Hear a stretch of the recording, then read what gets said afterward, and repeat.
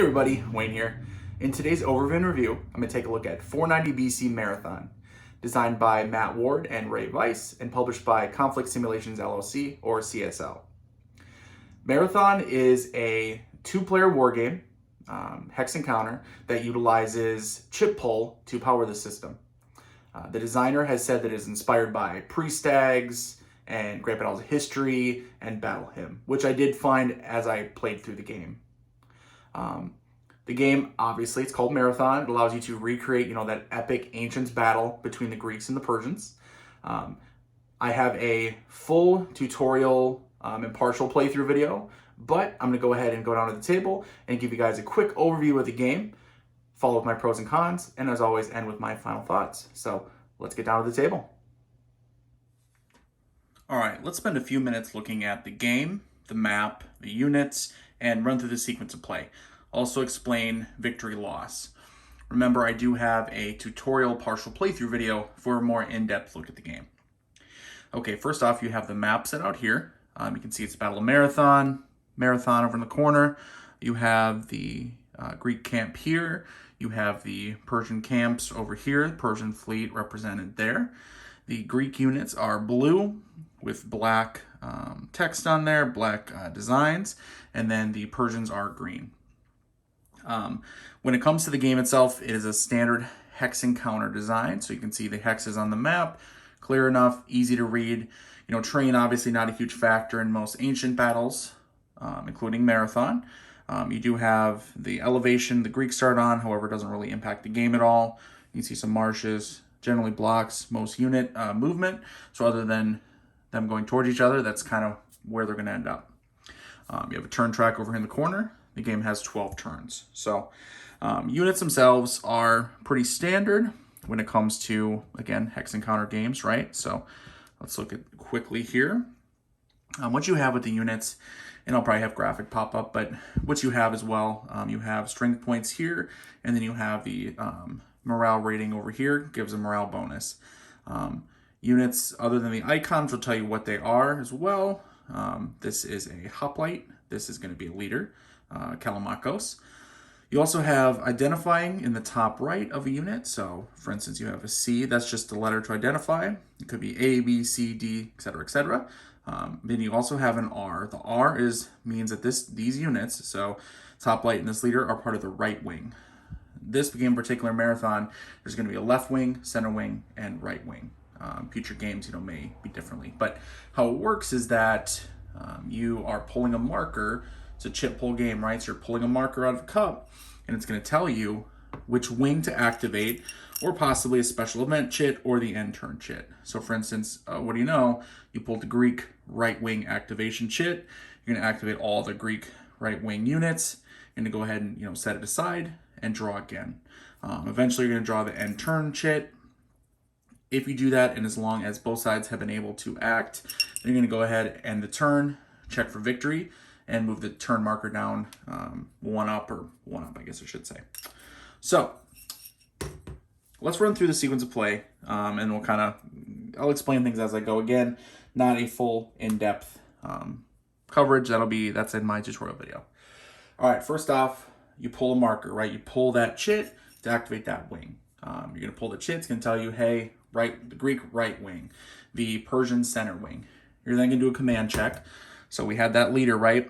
You're going to see where that leader is, and you're going to check to see any adjacent units that are going to be in command. And then any units part of that wing that are adjacent to those units are in command. You continue, right? It creates like a chain or a line of command. And the units that are not are going to be then labeled out of command with an out of command marker. And then, of course, it has negative side effects. Next, you have movement. Hex encounter, right? So each unit has different movement allowance. There's a chart the game comes with. It tells you exactly, because every unit's going to be different. Greek phalanxes have less movement than, say, Persian cavalry or even Persian regular infantry. Skirmishers generally have more than regular infantry, etc. As part of movement, you're going to have missile fire. Range units, such as this Persian archer, conduct, and if I can pick up the counter, I'll gladly explain it to you guys. Conduct missile combat as part of movement. So an archer here, he has 5 movement points, 5 movement allowance. Each hex he moves is going to spend a certain amount. Most of the hexes are the clear hex, so it's going to be 1. And then he can spend 2 movement to fire. So potentially he could fire up to 2 times and move 1 hex, or maybe not move at all and fire 2 times. If he moves, say, 3 hexes, right, it takes up 3 movement points. He has 2 left, fire once, or he can move 1 more and only fire 1. So, or fire none at all, excuse me, if he moves 4 hexes. So fire is part of movement, and there are archers who have, longer range, and then there are javelin throwers, skirmishers over here, so which have obviously less of a range than true archers. After you conduct movement and missile fire, and if you have enemy units that are engaged or are adjacent, you're going to check for engagement. Basically, the game relies on front facing with units, right? So, for instance, you can see here, there is a top, front, flank, rear. So you can see these hoplites here, either marching or deployed. Generally speaking, they're going to start the game deployed. In this particular game with Marathon, you're probably not going to do a whole lot of marching, although it is a possibility if you want to switch to it.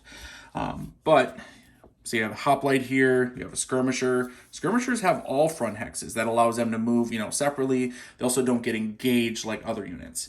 A hoplite moves into a front-facing hex of a unit. It's going to become engaged. It's going to kind of be locked there in combat. Now, something like a phalanx, obviously it's an oversized unit. You can see them down here. Takes 2 hexes. That also means they have, an extended front and extended rear, and still have the flanks. During combat, of course, there's going to be modifiers when dealing with that. Units that have their front facing, right, to become engaged, which means they're going to have to engage in the combat, which that is the next step, which is perform combat for all engagements. I'm not going to go deep into it. Basically, it's very simple. Combat is going to be, if units are engaged, they have to fight each other. If they're not engaged, but you are facing front, you still can fight if you want, right? Then it's optional. Unit has their SPs. That is the number of 10-sided dice they're going to roll. Now, kind of what's unique about the game is that depending on how many enemies are in front of them, they may have to divide their SPs. So if these units happen to be, Greek and Persian facing each other, it's going to be, when the phalanx attacks, who rolls 6, all 6 SPs are going after that hoplite, the Persian hoplite here. Or if there are multiple units, so say there was another Persian unit there, and they're both in those front hexes, the phalanx would actually divide his SPs by the number of enemies. So 2, so 6 divided by 2 is 3, so 3 SPs each, right? Showing that there's a division in combat strength, right, as the men fight different enemies. You roll D6s, or excuse me, D10s. Basically, there's going to be a bunch of modifiers, like most games like this, right? Flank hex, rear hex, certain units against each other, the morale rating, etc. You figure it all out. 5 or higher hits. Anything below 5 is a miss. So very simple. Now, what it does do, though, when you get a hit, you do put a hit marker on the unit. So there are these hit markers. After you do all the combat, you have a certain amount, 1, 2, 3, 4, 5, could be many, many hits. Then you're going to go ahead and at the end of that combat, you're going to make a morale check. The morale check, you're going to go ahead and roll, and you have to roll a 5. And of course, there's modifiers, right? Each unit have a modifier, depends on their scenario, etc. You make 1 morale check roll. If you succeed, the hits are basically discarded. If you fail, the hits are turned into disorganization points. These DPs, disorganization points, will get placed under the unit. 1, 2, 3, 4, etc. When a unit has DPs, there's 2 things that happen. 1, every point of DP reduces a unit's strength points by 0.5, by half. So if you had 2 DPs on a unit, so this is 6, but if you had 2 DPs on a unit, disorganization points, that unit's SPs would reduce by 1. 4 of them reduced by 2, etc. Also, when a unit has as many DP points or DPs as their strength points, they're going to have to check for route movement. Basically, they make another morale check and see if they route. If they route, they're going to flip over to their backside, and they're going to have to retreat. And retreat, move backwards, and then rotate. If they move backwards and their path is blocked by other units, they are eliminated and removed from the game. If they're able to retreat all the way, they're routed and they're facing the wrong way, and not a good situation for those units. After the route movement, and you're done with basically the activation phase, you're going to then pull more markers, activation markers, event markers. In this game, event markers, there's optional ones like Spartans Arrive, but generally in the base game, there's going to be the Persian disembark, which means Persian units will disembark from the Persian fleet 2 at a time. You draw them extra from another cup. You know, Marines, cavalry, archers, you draw them, place them next to the fleet. Next time you draw that chit, you can go ahead and activate them and move them, and then 2 more will disembark as well. After that, you check for victory. Victory, super simple. Basically, the Greek goal for the historical victory is to capture, occupy every one of the Persian hexes, which you can see Persian camp hexes are here, here, here, here, here. Occupy all of them. Or if you have one of the main leaders, if he is eliminated and then he was flipped over to an alternate leader, and then that's also eliminated, your side loses. And if you make it through all of that, and you make it through 12 turns, no one side has had kind of that sudden death style victory, you go ahead and check SPs and compare. Whoever's eliminated more strength points of the enemy is going to have a minor victory.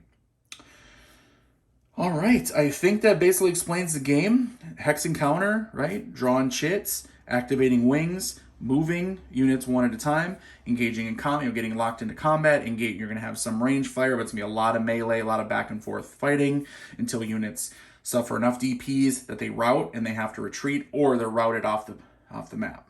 I think that covers it. Again, for a more in-depth one, check out my tutorial playthrough video. Otherwise, let's continue on to my pros and cons. Cons first. All right. First con I have is the rulebook, which, for the record, the game comes with the player's manual, comes with the rulebook.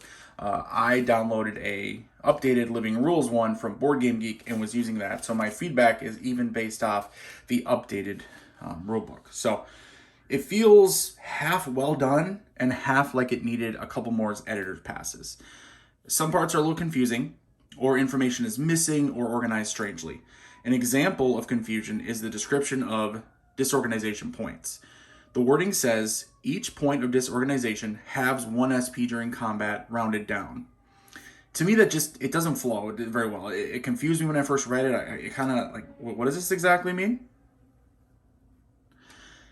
Why not just say, each DP reduces a unit's SP by 0.5, round down. Done, right? The rulebook version just sounds a little verbose for no reason. Even saying each point of disorganization is kind of wordy and unnecessary, since the previous sentence in the rulebook already describes disorganization points and uses the acronym DP. You can now just use DP going forward. That's writing 101. Anyway, an example of missing information is when you're trying to figure out how to conduct a morale check. Is it under section 8.3, labeled morale checks, that comes in the part of the rulebook explaining combat resolution? No. There it tells you to roll morale checks for each unit that have hits from combat. It tells you what happens if you pass and what happens if you fail. But what are you rolling, right? Like, what are you rolling against? It doesn't say. How about in section 9.0, route movement, that also talks about rolling a morale check? No, not there either. No, actually, it's back in section 3.3 near the front of the rulebook, which that section is also called morale checks. Why are there 2 sections with the exact same name, by the way? I have no idea. So whether you want to call it missing information, disorganized, confusing, yes, definitely confusing. And really, when it comes down to it, the actual rule is so simple, it only takes 1 sentence. You need to roll a minimum of 5 for a successful morale check. You could put that in any of those sections. You could put it in all 3 sections if you wanted, and boom, you'd understand exactly how to make a morale check. I know if you played the game, if you play tested it, if you designed it, you're not even worried about that. But when you're someone new and you're learning a game from the rulebook like I do, that's where you're going to struggle, and that's what happened to me. Another example of missing or confusing information is the fact that a unit's morale rating, the plus, if there is on there, on the bottom right, is actually supposed to be applied in combat as one of the die roll modifiers. But it's not listed on the combat modifiers chart.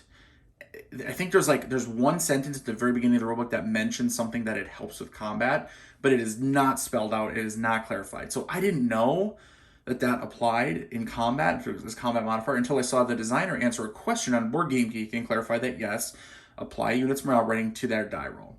Just frustrating to read a rulebook, reference charts, and still feel like you aren't quite playing the game correctly. That's not a player's fault. That's a rulebook's fault.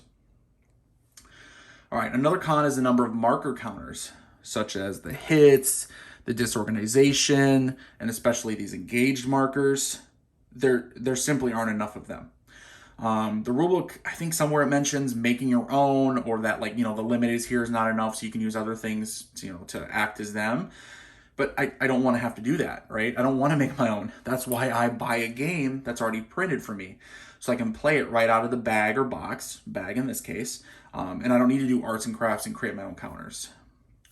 My last con is with the historical scenario. As written, it has almost no chance of actually playing out historically. First off, if you know the Battle of Marathon, you know that the Greeks, right, they charged into the melee combat with the Persians, right? The famous charge. Whether that is, 100% accurate historically or not, we have to go off of Herodotus, other historians. But it is likely, right, that there was some aspect of the Greeks decided now's the time, and they walked or ran, or walked and ran, or ran the whole way and engaged with the Greeks. In this game, or engage with the Persians. In this game, that is extremely unlikely to happen, as the game makes no special provisions for first turn rules, giving the Greeks the initiative. It's completely up to chance for any Greek wing to go first, right, when you're drawing the chits, much less for the entire army to get to activate before the Persians. Secondly, there is a Persian disembark chit, I talked about that in my overview, they can draw that brings Persian land units off their ships and into the battle. I don't mind either the flexibility of the random activations, in fact, I like chit-pull generally, or the presence of the Persian Marines, cavalry, archers. As an aside, there is also an optional Spartan reinforcements rule, which I'm glad are included. However, I just don't think the historical scenario should have them. Much like the optional Spartans I mentioned, they should be saved for a what-if scenario, right? Optional rules, optional encounters. My suggestions for a truly historical scenario: remove that Persian disembark chit from the cup. Have the Greeks activate each wing once before drawing from the chit cup. Or maybe give each Greek wing's first activation when drawn, a big bonus to their movement allowance to simulate the Greek charge from history. I don't know exactly how you want to do it. I just know that I do want the option for a war game about a historical battle to have the ability to reasonably play out as it historically happened. Okay, that's it for the cons. On to the pros. All right, the game is very solitaire friendly for two main reasons. One, the engine of the game is chit-pull, which you guys know I love. In this game, you never know what formation is going to activate or from which side.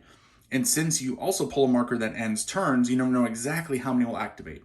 With the rules saying there's a minimum of one wing from each side getting to activate, before the end turn chit goes into effect. Two, there's no hidden information. What you see on the battlefield is what you get. That makes the game, very solitaire friendly. There's no true solitaire engine, no true solitaire rules, but it plays very well solo. I like the graphical design. The counters are clean, easy to read, something that is very important in these types of games, where you end up with lines and clusters of counters all adjacent to each other, engaged in that melee combat. For a hex and counter game, the turns play fairly quickly.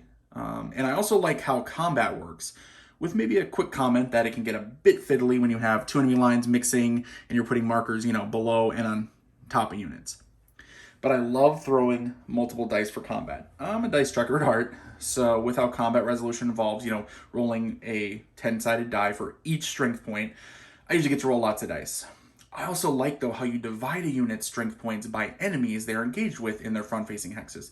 I think that, really simulates Ancients combat. The idea that, when you're facing multiple enemies in hand-to-hand combat, your men's attention will be divided between them. I do want to mention that the designer has been posting updated living rules to Board Game Geek. I mentioned at the beginning, right, that there's one that came with it, and then I had downloaded and printed a living rules rulebook. In a perfect world, we wouldn't need updated rules, right? They would just be perfect right out of the box. But the fact is, in this case, he is taking the time to listen to feedback and is updating the rulebook accordingly. In the end, I just want a game I can play and learn to play from the rulebook, so that is definitely appreciated. All right, that's it for my pros and cons. Let's go ahead and move on to and end with my final thoughts.